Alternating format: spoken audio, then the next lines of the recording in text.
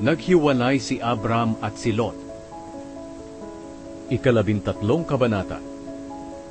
Mula sa Ehipto, pumunta si Abram sa Negev kasama ang asawa niya at dala ang lahat ng ari-arian niya, at sumama rin sa kanila si Lot.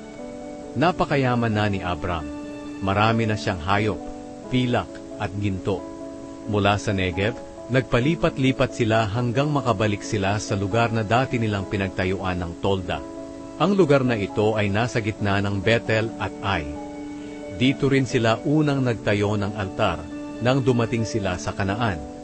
At muling sumamba si Abram sa Panginoon.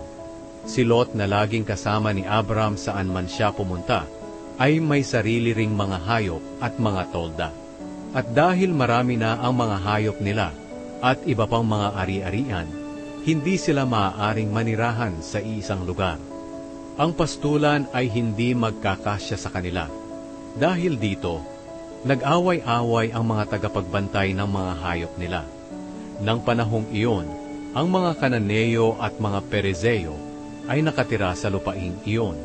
Kaya sinabi ni Abram kay Lot, "Tayo at ang mga tauhan natin ay hindi dapat mag-away, dahil magkakamag-anak tayo.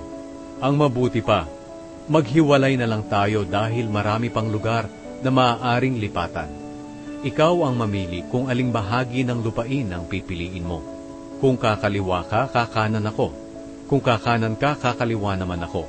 Tumanaw si Lot sa paligid at nakita niya na ang kapatagan ng Hordan hanggang sa Zoar ay sagana sa tubig, katulad ng lugar ng Eden at ng lupain ng Ehipto. Nangyari ito noong hindi pa nililipol ng Panginoon ang Sodom at Gomora. Kaya pinili ni Lot ang buong kapatagan ng Hordan sa silangan. Sa ganoong paraan, naghiwalay sila ni Abram. Si Abram ay nagpaiwan sa Kanaan, habang si Lot naman ay naroon sa mga lungsod ng kapatagan.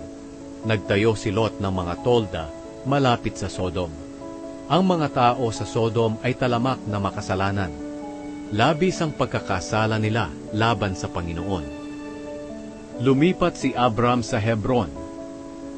Nang nakaalis na si Lot, sinabi ng Panginoon kay Abram, "Mula sa kinatatayuan mo, tingnan mong mabuti ang paligid. Ang lahat ng lupain na maaabot ng paningin mo ay ibibigay ko sa iyo at sa mga lahi mo, at magiging inyo ito magpakailanman. Pararamihin ko ang lahi mo na kasindami ng buhangin sa mundo. Ang buhangin ay hindi kayang bilangin, kaya ang mga lahi mo ay hindi rin mabibilang. Lumakad ka at ikutin ang buong lupain, dahil ibibigay ko itong lahat sa iyo."